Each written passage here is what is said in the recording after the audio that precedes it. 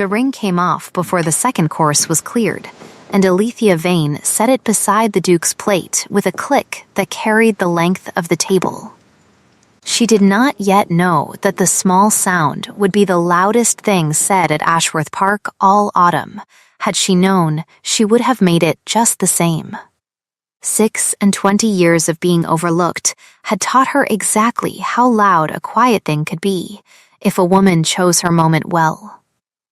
The Dowager Marchioness of Calder was still speaking when the ring came off, still smiling the smile that never quite reached the eyes, still turning the old Duchess's sapphire on her own finger as though it had always lived there. "We mustn't judge Miss Vane too harshly for the state of her gloves," Celestine was saying to the table at large, in a voice pitched low enough to sound like kindness and carrying enough to be heard by every guest from the épergne to the sideboard. "Her father, you know, left the family rather less than he ought. It is not her fault. Poverty is so rarely anyone's fault." A footman near the window did not move. A guest near the head of the table set down her fork with unnecessary care. And Julian Thorne, 9th Duke of Ashworth, said nothing at all.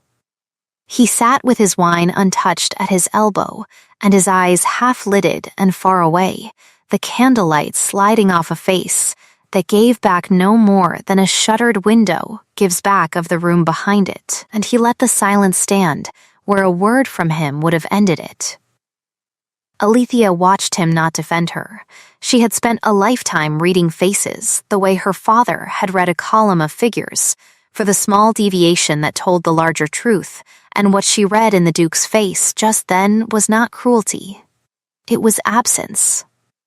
But absence, offered up in a room full of witnesses, costs exactly what cruelty costs, and she was not inclined, that particular evening, to parse the difference. She rose. She drew the betrothal ring from her finger, the plain gold band that had been his mother's before it was anyone's, and she laid it beside his plate with that one clean sound, and she said, "To no one, and to everyone, I find I have misplaced my appetite," and she walked out of the dining room of Ashworth Park with her back straight and her hands steady, though it would take her the length of the west corridor before she trusted them not to shake. She had 19 days left before the Duke's 30th birthday, the day his father's will demanded he stand married or forfeit the guardianship of his sister and the running of his own house to the very woman smiling at the foot of the table, and she had just given back the only thing standing between that day and disaster. She did not think of the deadline as she walked. She thought only that she had done, at last, a thing her father would have called honest. And that honesty, this once, felt exactly like grief. She had come to Ashworth Park 7 weeks before, in a hired gig with one trunk and a letter of introduction from Mr. Aldous Fenn, the family's solicitor, who had known her father and had never, in all the years since his disgrace, quite believed the charge against him. The arrangement had been stated to her plainly, across a desk, by a duke she had met perhaps twice. "My father's will requires a wife by my 30th birthday, Miss Vane, or my sister's guardianship passes from me," Julian had said, turning a pen over and over in fingers that were, she had noted even then, roughened at the knuckle in a way no duke's hands had any business being. "I do not ask you to love the arrangement. I do not even ask you to love me. I ask only that you consider it, and that if you accept, you understand I do not spend people. I settle with them." It was, she had thought at the time, the coldest proposal she had ever heard, and also, somehow, the first honest one. She had grown up watching her father keep the accounts of a great house with a rigor that had eventually ruined him, and she recognized the temperament at once, a man who would rather be exact than kind, because he had been taught that exactness was the only kindness that held its shape under pressure. She had said yes not for love, which she had not expected, and not entirely for the small settlement that would keep her mother in coal through the winter, but because something in the flat arithmetic of the offer had felt, strangely, like being seen.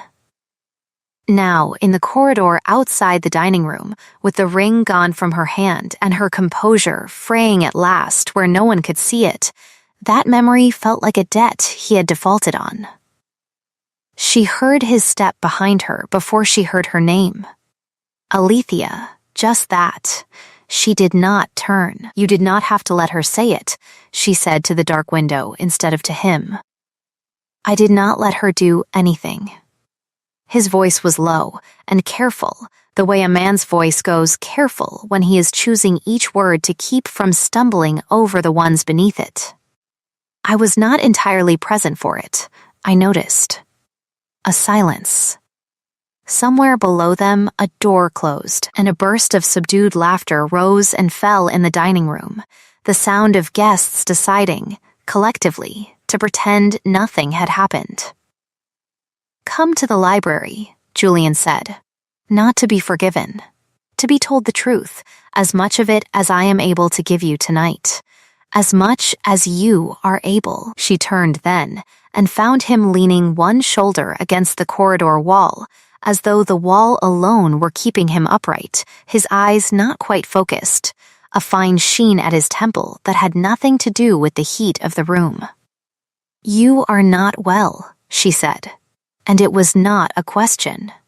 I am rarely well after supper, he said, and something in the flatness of it, the practiced flatness of a man reciting an old excuse, told her it was a lie he had told so often he had nearly convinced himself.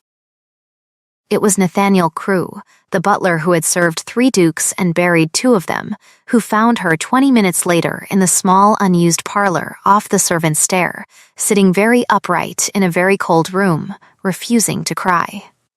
He set down a lamp and a cup of something that smelled of chamomile, and did not ask permission to sit. You'll forgive an old man his opinions, he said, though I notice you've not yet given me leave to have any. You'll give them regardless. I generally do. He folded his hands over the head of his stick. Her ladyship has been mistress of this house's grief for 6 years, Miss Vane, ever since we buried Lord Calder, and grief, properly managed, is a very useful instrument. It excuses a great deal.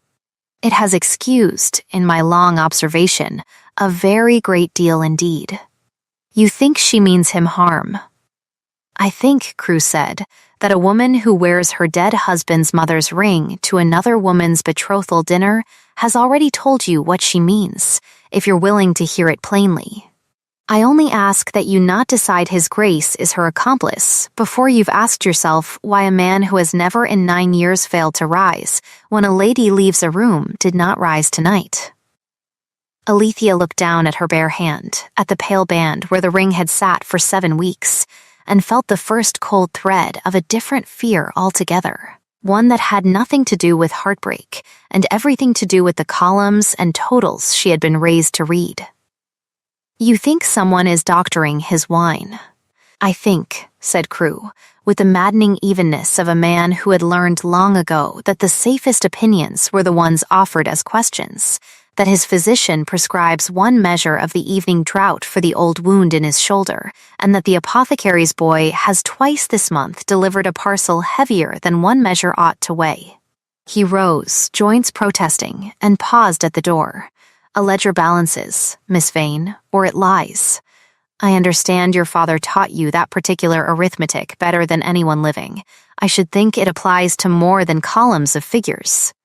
He left her with the maxim and the lamp and 19 days, and for the first time since the ring had left her hand, Alethea Vane found she was not thinking of leaving Ashworth Park at all. She was thinking of weight and dosage, and the particular gentleness of a woman who had never once, in 7 weeks, raised her voice. She did not sleep well that night, and near 2 in the morning, restless, she went down to fetch a book from the library and found the door to the estate office standing a hand's width open, lamplight spilling gold across the corridor floor. She should have gone on. She had been raised, mostly, to go on, to be the sort of woman whose feet made no sound and whose eyes saw nothing worth remarking. But her father's daughter could no more pass an open ledger book than a fish could pass dry land, And she stopped, and she heard, through the gap, Celestine's voice pitched low and businesslike, entirely unlike the syrup she wore at dinner.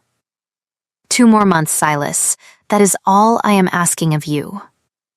The girl reads figures the way other women read novels, and if she so much as glances at the Michaelmas rents before the wedding, we are both of us ruined. A man's voice, thinner, unhappier, answered from somewhere near the desk. You said the same at Lady Day, my lady, and at Christmas before that. There is a limit to what a bottle can hide, and I have my own name to think of. Your name, Celestine said, and there was iron under the syrup now, is worth exactly what my silence makes it worth, and you would do well to remember it. Keep him drowsy and keep him sweet, and by Michaelmas none of it will signify, because the estate will be in the courts, and the courts move slower than any bookkeeper's daughter. Alethea did not breathe. She stood in the dark, with her hand flat against the cold plaster, memorizing the shape of a name, Silas, and the word rents, and the word Michaelmas, and the particular music of a threat delivered without ever once raising its voice, and she understood, with the clean, falling certainty of a woman completing a sum, that the ring she had returned that evening had been meant to send her away. Before she ever thought to listen at a door, she went back up the stairs without the book. She did not yet have proof. But she had, for the first time since she had watched the Duke fail to rise, something better than heartbreak to occupy the 19 days that remained. She had a deadline of her own now, running parallel and silent beneath his, and she intended to reach the end of it first. She did not tell him what she had heard, not yet, and the not telling sat in her like a stone she carried, and did not set down. Because the moment she chose to speak it, everything that had passed between them so far, the negotiations, the small courtesies, the one evening he had laughed, actually laughed, over her account of a ruinous game of chess with the vicar's wife, would be measured against it and found either true or false. She wanted, before she spoke, to be sure which. The days that followed took on the shape of a truce neither of them named. He did not ask her to put the ring back on, and she did not ask him to explain the dinner, and instead they met, by a kind of unspoken arithmetic, over the one thing they could both be trusted to handle without breaking: the estate's books. It had been her idea, offered stiffly, over breakfast, 3 days after the ring came off. Your steward is behind on the quarter's accounts, she had said, not looking up from her toast. I kept my father's books from the age of 12. If it would be of use, and if you can bear a poor relation's daughter handling your figures, I am at your disposal. He had looked at her a long moment, the look of a man recalculating something. My father's steward, he said slowly, was dismissed for cooking his books 9 years ago. I did not think to ask his name until this moment. I am ashamed to say I never have. Josiah Vane, she said, and watched something move behind his eyes, quick and startled, gone before she could name it. You are his daughter. I am. Then you will forgive me, Julian said, for not knowing until now that the woman I asked to marry me is the daughter of a man my own family ruined. It was the first time either of them had said the word ruined aloud, and it sat between them on the breakfast table like a third guest, uninvited and impossible to ignore, and neither of them, that morning, was ready to ask it to explain itself.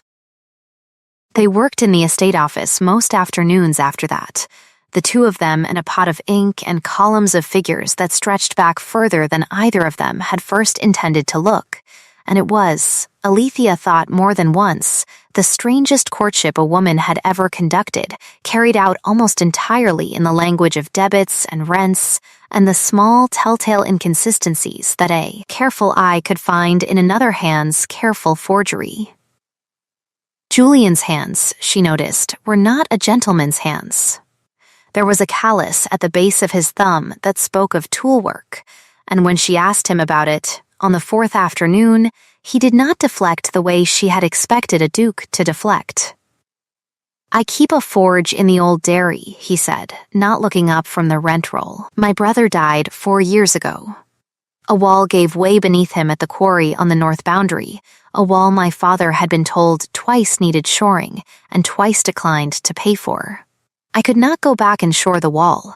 I could shoe a horse instead and mend a gate hinge, and it kept my hands busy enough that my head did not have room to finish the sentence it wanted to finish, which was that I might have stopped it, had I only gone to look myself instead of trusting the report of a man who had every reason to lie to me about the state of the boundary wall. He said it the way a man reads out a debt he has long since accepted he will never finish paying, and Alethea, who had spent her whole life watching faces for the crack beneath the composure, saw the crack, and did not press it, and only said, after a moment, "That is not nothing you might have stopped. That is a wall someone else let fail." "I know that," he said. "I have known it 4 years. Knowing a thing and believing it are not the same arithmetic." It was the closest he had come, in 7 weeks, to laughing, a short exhale that was not quite a laugh, but stood adjacent to one, and Alethea marked it the way she marked every deviation in a column, quietly, and set it aside to be added to the sum later. That evening, going over the north boundary accounts, she found the first crack in the ledger itself. A repair entered and paid for, in Celestine's own hand, 6 years past, for a wall that Julian had just told her, not 3 hours before, had never once been shored. The soft threat came directly, 3 days later, in the rose garden, where Celestine found her cutting flowers for the dinner table, with the particular gentleness of a woman who had never in her life needed to raise her voice to be obeyed. "You've made yourself very useful in the office," Celestine said, snipping a bloom of her own, unhurried. "It is a pleasant change, I'm sure, from whatever situation your father's disgrace left you in." "It is," Alethea said, "though I find figures agree with me rather better than gossip does." "How fortunate." Celestine's shears paused over a stem. "I only wonder whether it is wise, a woman of your history poking about in another family's accounts." "People will say things. People already say things. I should hate for old wounds to be reopened on your account when a little discretion would spare everyone." "Discretion has never once been mistaken for honesty in my experience, my lady, whatever else it resembles." "No," Celestine agreed, smiling the smile that did not reach her eyes, and set the rose in her basket with a care that looked, for one unguarded instant, almost like grief. "It rarely is. We must all be reasonable, though, mustn't we, in the end?" She left with her basket and her roses, and Alethea stood a long moment in the cooling garden, turning the sentence over, "We must all be reasonable," the way she turned every figure that did not sum, and thought, that is not an opinion. That is a warning wearing an opinion's clothes. She went in and wrote the date in the small book she had begun keeping in her own hand, beside the word Silas and the word rents, and beneath it she wrote, "We must all be reasonable," and underlined it twice, because she had learned from her father that the most dangerous sentences in any house were always the gentlest ones. The blow, when it came dressed as mercy, which was, Alethea would later think, exactly what she ought to have expected from a woman who never raised her voice. It was Celestine herself who brought her into the small drawing room a fortnight before Michaelmas, her face arranged into an expression of pained reluctance that Alethea, by then, had learned to read as pure performance. "I did not want to be the one to show you this," Celestine said, and produced from her sewing basket a single folded letter, the paper soft with handling. "But I could not, in conscience, let you go on believing yourself the only claim on his affections." The letter was in a hand very like Julian's, close enough that a careless eye would never question it. Addressed to Celestine and dated some weeks past, and it spoke, in language warm enough to scald, of an arrangement that would not truly touch what lay between them, of a marriage undertaken for the estate's sake and nothing more, of a devotion that predated any bookkeeper's daughter and would outlast her. Alethea read it twice. Her hands did not shake, though she noted, distantly, that they wanted to. "This is not his hand," she said finally. "I have watched him write a column of rents every afternoon for a fortnight. The T's lean the wrong way." Celestine's face did something complicated, surprise and recalculation moving under the practiced grief so quickly that a less careful observer would have missed it entirely. "You would know his hand better than his own family, I suppose," she said, recovering, having spent so very much time alone with him in the office. "Though I wonder what the neighborhood would make of that particular intimacy, unchaperoned, day after day, if it came to be widely known." And there it was, not the forged letter at all, which Alethea now understood had been a clumsy first strike, easily parried, but the true weapon beneath it, the very thing that had made her useful to Julian, turned suddenly, deftly, into a scandal that could be laid at her own door. Her competence, her hours in the office, her unchaperoned afternoons of figures and forgeries, all of it could be repainted, with a few soft words in a few interested ears, as exactly the kind of impropriety that ruined a woman with no fortune and no family standing to protect her. She had thought her only danger was losing him. She saw now that she stood to lose considerably more than that, and that the woman across from her, dabbing at dry eyes with a handkerchief that smelled of jasmine, worn 1 degree too sweet, had understood the shape of that danger long before Alethea had thought to fear it herself. She did not sleep at all that night, turning the forged letter over in her mind alongside the true entries she had found in the ledger, the wall never shored, the parcel from the apothecary heavier than it ought to be, and by morning she had reached a conclusion that frightened her more than the scandal itself. She was close enough to the truth that Celestine had felt the need to strike first, which meant the truth was closer to the surface than either of them had accounted for. She went to Julian directly, that same morning, before her nerve could cool, and laid the forged letter on his desk without preamble. "This is not your hand," she said, "but someone has taken great pains to make it resemble it, and your cousin by marriage showed it to me yesterday as proof of an affair I do not believe exists, and offered me, in the same conversation, a very clear notion of what would happen to my reputation should I continue to keep your books." He read it in silence, his jaw working, and when he looked up his eyes were clearer than she had seen them in weeks, clear in a way that told her, more than any confession could, exactly how much of the fog she had been navigating around him was not his own nature at all. "I have suspected her these 4 months," he said quietly. "Since I began finding sums that would not close. I did not tell you because I feared. If she knew herself suspected, she would destroy what remained of the proof before I could gather it, and because Ophelia's guardianship rests on my marrying before Michaelmas, and I could not risk losing that fight while also fighting this one in the open. I chose to move slowly and alone. I see now that the slowness cost you something I had no right to let it cost." "It cost me the ring," Alethea said, "and very nearly cost me my name besides. I would rather be told the truth and frightened by it than protected from it and blindsided." He was silent a long moment, turning that over the way he turned every hard sum, unwilling to round it in his own favor. "Then I am telling you now," he said. "All of it. Tonight, but that evening, before he could finish the sentence he had begun over the study fire, wheels sounded on the gravel below, urgent and too fast for a social call, and a messenger's fist struck the front door hard enough to carry up the stairs, and whatever confession Julian Thorne had been building died half-formed on his tongue as they both went down together to learn what news could not wait for morning.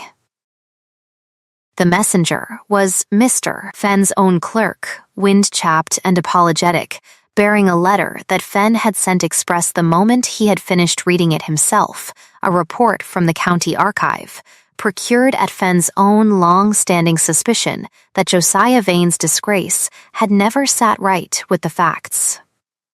Confirming that the original complaint against the old steward 9 years past had been laid not by the elder duke's own hand, as the family had always believed, but countersigned and very likely authored by a young bride newly married into the family, whose signature the archive clerk had, by pure chance of alphabetical filing, laid beside a more recent document and found identical.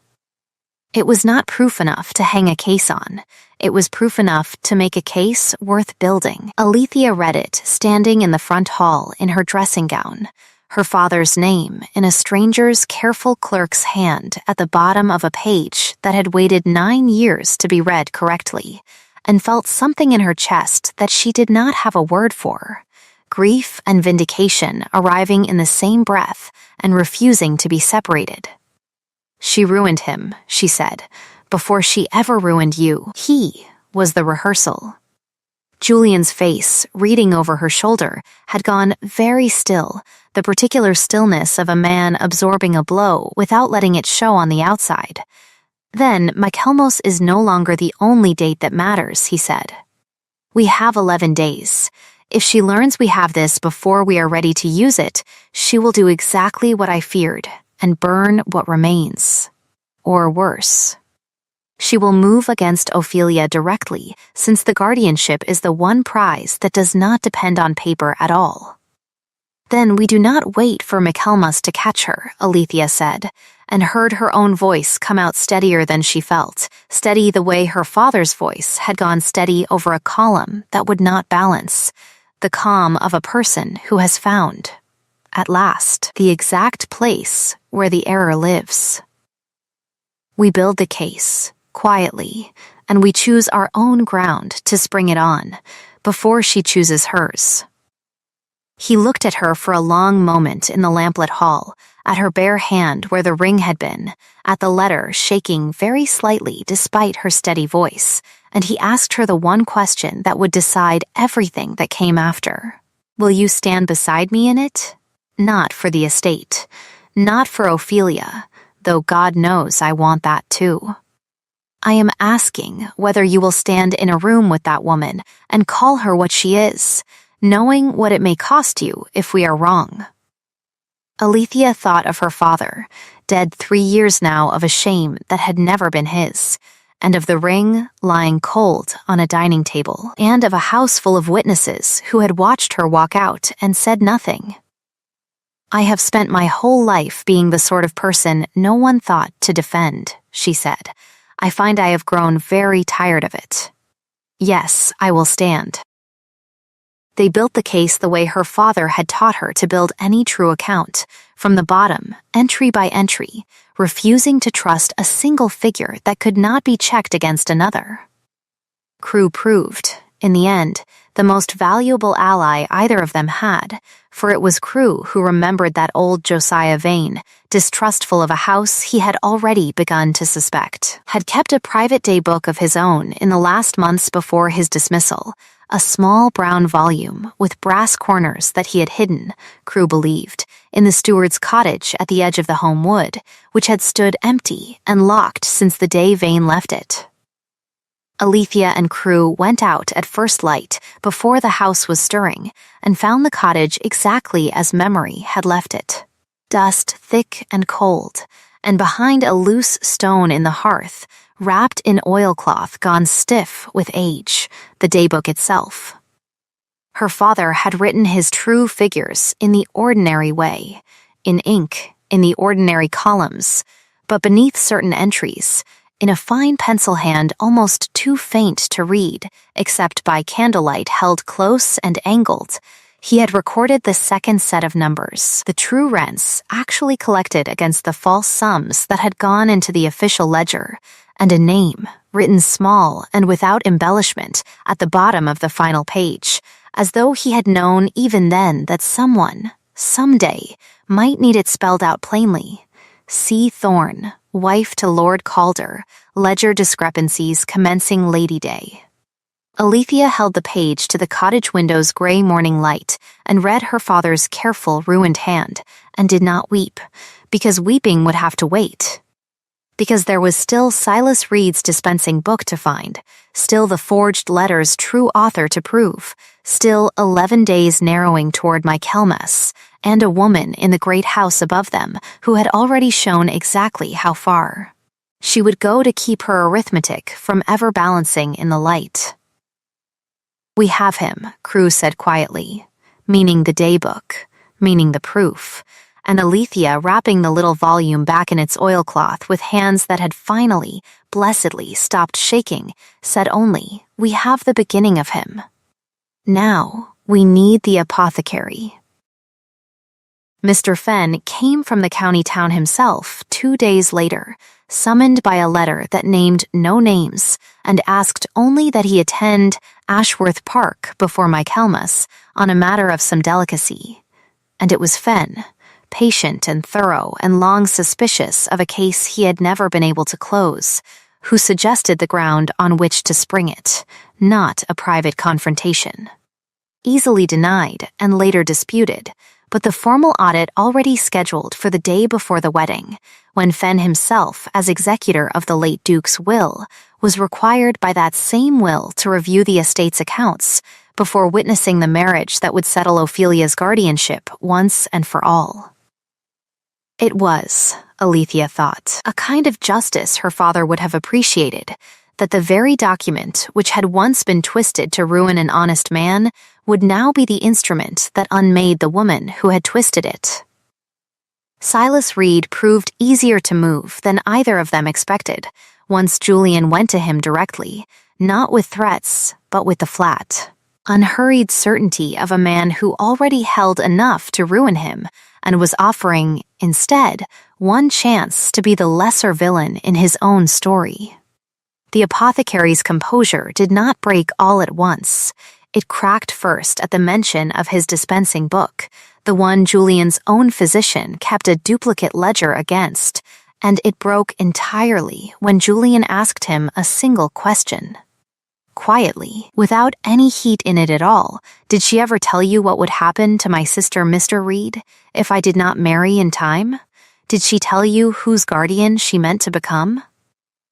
Reed had gone gray and sat down without being asked, and by the time he rose again he had agreed to say, before witnesses, exactly what he had been paid, and by whom, and for how long, and Alethea, watching from the doorway, saw the first true crack open in a scheme that had held for 9 long years, not from any blow struck against Celestine directly, but from the simple, patient work of laying one honest fact beside another until the false ones had nowhere left to stand.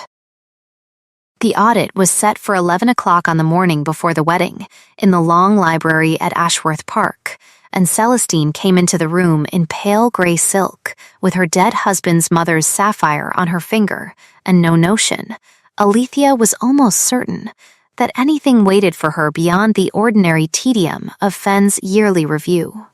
Ophelia sat near the window with her governess, too young to be told the whole of it, but old enough to be present, because Julian had insisted, quietly, that his sister see with her own eyes exactly why her guardianship would remain where it belonged. Crewe stood by the door as though merely attending, and Silas Reed sat near the hearth with his own dispensing book closed on his knee and his eyes fixed on the middle distance, a man waiting to be called. Fenn opened the estate's official ledgers first, in the ordinary way, reading rents and expenditures aloud in his dry clerk's voice, and Celestine answered his questions with the easy, practiced patience of a woman who had done this every year for 6 years and never once feared the outcome. It was Alethea who set her father's daybook on the table between them, the small brown volume with the brass corners, and opened it to the penciled column beneath the inked one, and held the page toward the window's clean daylight so that the fainter hand showed itself plainly against the true. "These are the rents actually collected the quarter my father was dismissed," she said. her voice steady in a room that had gone suddenly, entirely silent, and these, beside them, are the rents entered in the official book that same quarter, in your hand, my lady, which I have had occasion to study very closely these past weeks over the estate's current accounts. I find the two hands agree rather better than the two sums do. Celestine did not move. A penciled scribble in a dead man's book proves nothing, she said, evenly, and the evenness itself, Alethea thought, was its own small confession, for an innocent woman would have been outraged, and Celestine only sounded careful. It proves a discrepancy 9 years old, Fen agreed, mild as ever, which I confess I have wondered about for 9 years myself. Discrepancies alone are not proof of a hand, my lady. You are quite right. Proof of a hand is a different matter, and happens to be sitting rather closer to us than the discrepancy. He drew out, unhurried, the forged letter Celestine had shown Alethea in the drawing room, and set it beside a page of undisputed household correspondence in Celestine's own script. The loops and slants laid side by side in plain daylight, close enough to convince a careless glance, and nowhere near close enough to survive a careful one. Miss Vane noticed the lean of the letters some weeks ago, Julian said, his voice very quiet, very level.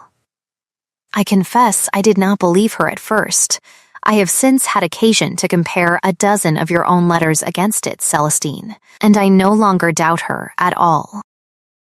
It was the mention of the wine that finally broke the surface entirely, and it broke not because of anything Julian or Alethea said, but because Fen turned, with the same mild patience he had shown all morning, to the apothecary by the hearth.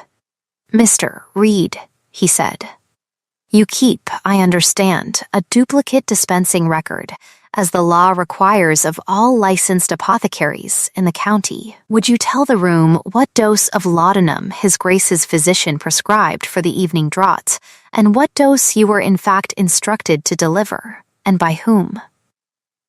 Silas Reed's hands were shaking on the closed cover of his own ledger. He looked, for a long moment, not at Fen and not at Julian, but at Celestine, and something passed between them that was not quite an apology and not quite a plea, and then he opened the book. "One measure prescribed," he said, his voice cracking on the second word and steadying only by force of will. "I was paid, quarterly, to deliver 3, and to say nothing to the physician, who never thought to ask, since His Grace's shoulder does trouble him genuinely, and a heavier dose was easy enough to explain by the wound alone. I did it for money I am ashamed of, and I have not slept easy a night since the day I agreed to it." He looked up, finally, and met Celestine's eyes squarely for the first time since he had entered the room. "I am sorry, my lady. I am more sorry than I have words to carry. But I will not go to my own ruin quietly to save you from yours." The silence that followed had a different quality than any that had come before it in that long room, and into it, at last, Celestine's composure gave way, not with a shout, not with tears exactly, but with a kind of collapse of posture, the sapphire ring catching the light as her hand rose unconsciously to her throat, and when she spoke her voice had none of the syrup left in it at all. "He never gave me anything," she said, low, almost to herself. "Rafe, my husband.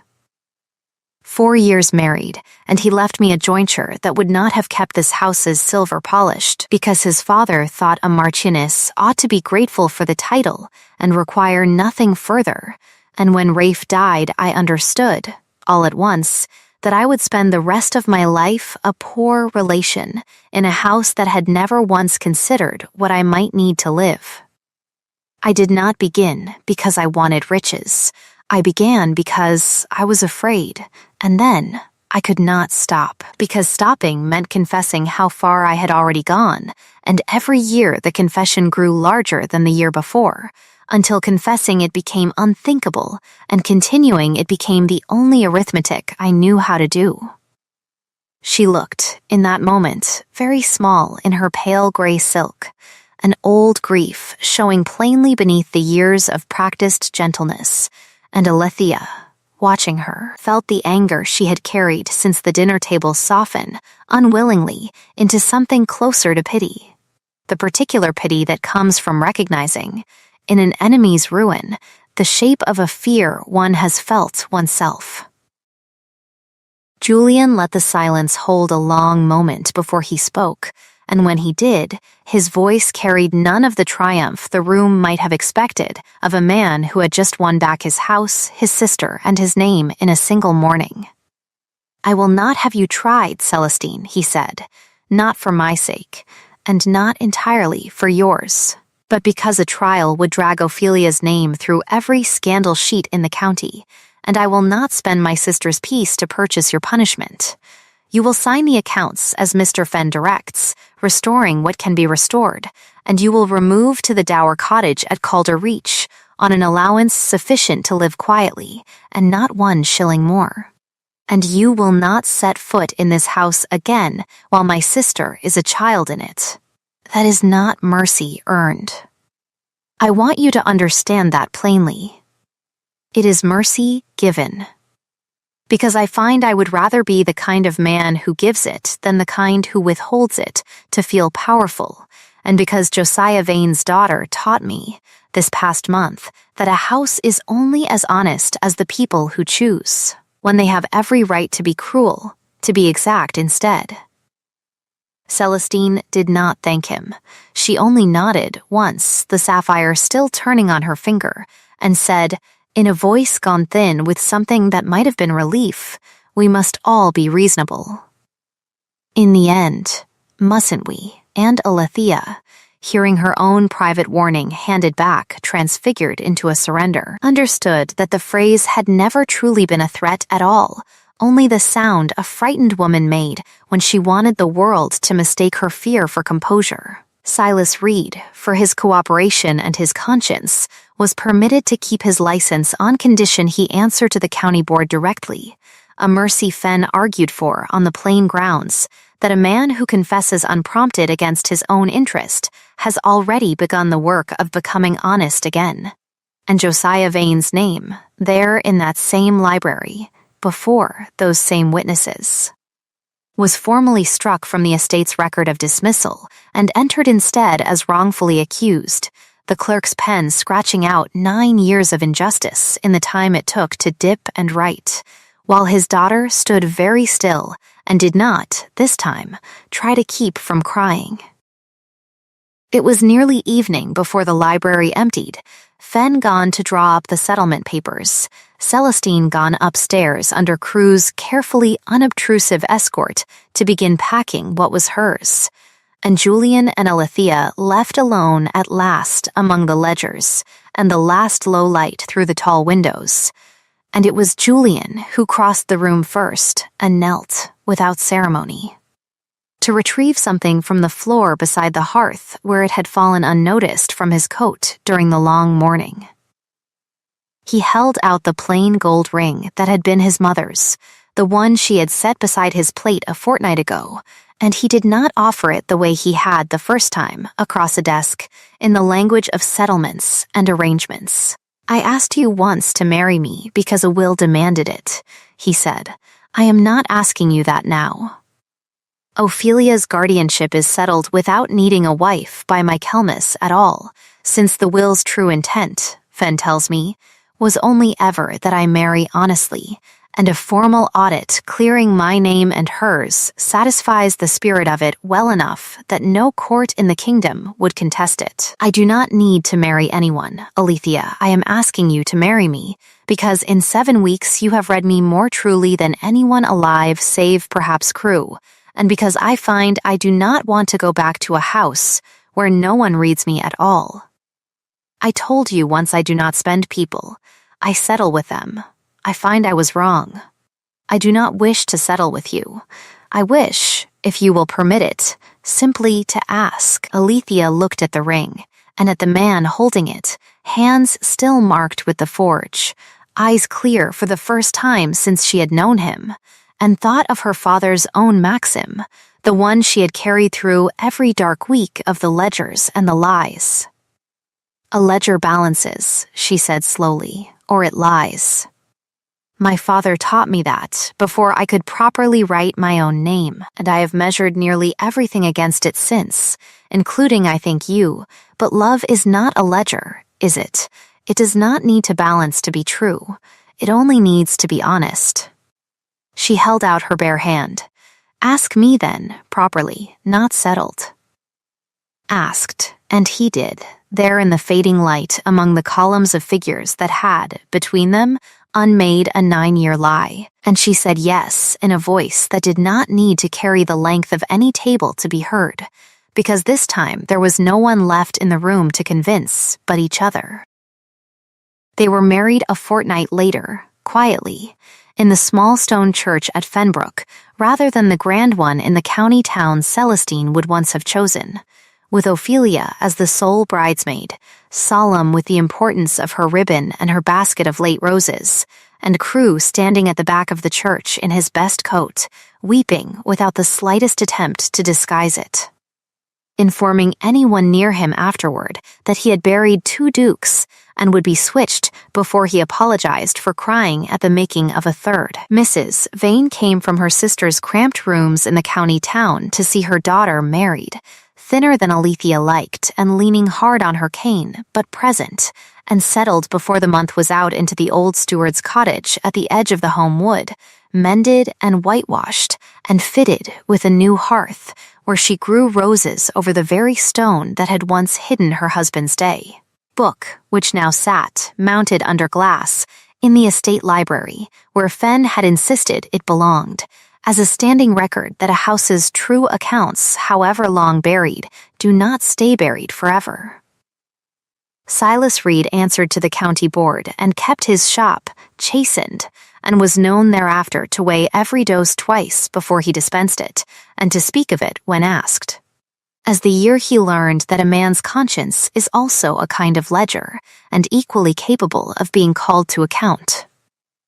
Miss Honora Vale, who had watched the whole scandal unfold with the avid, superior interest of a woman who had once hoped to be Duchess herself, called on Alethea within the week to offer, stiffly at first, and then with real warmth, both her apology for the gossip she had carried and her friendship going forward, an offer Alethea accepted with the plain, undramatic grace of a woman who had learned, this past season, exactly how much a genuine apology was worth. And Celestine, from the dower cottage at Calder Reach, wrote once a year, on Ophelia's birthday, a brief, correct letter that Julian read and answered and never once mentioned again, the closest thing to peace either of them could honestly claim, which was, Alethea thought, its own kind of mercy, quietly kept. It was nearly a year later, almost to the week, that Alethea stood again at the head of the Ashworth dinner table, the same candles guttering gold against the tall windows, and watched a thrush settle on the sill outside and sing, unbothered, into a room grown warm with ordinary happiness. Ophelia sat at her right hand now, no longer solemn but laughing at some comment of Crewe's, delivered with the particular deadpan he reserved for the family he had come to consider entirely his own. Julian sat at the foot of the table, with his sleeves turned back from an afternoon at the forge, his wine untouched beside him, not from any drowsiness, but because he had simply, as was his habit now, forgotten it in the pleasure of the conversation, and when his eyes met Alethea's down the length of the table, there was nothing shuttered in them at all, nothing absent, only the plain, steady attention of a man fully present in his own house for the first time in longer than either of them cared to count.